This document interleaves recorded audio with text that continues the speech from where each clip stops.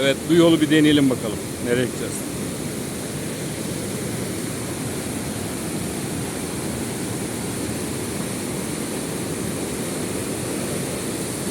Böyle bir azgın su geliyor.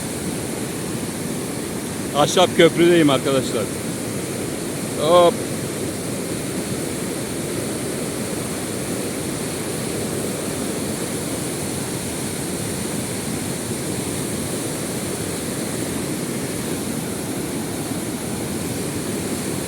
Köprü nereye gidiyor ben de bilmiyorum. Gidiyoruz bir alamete.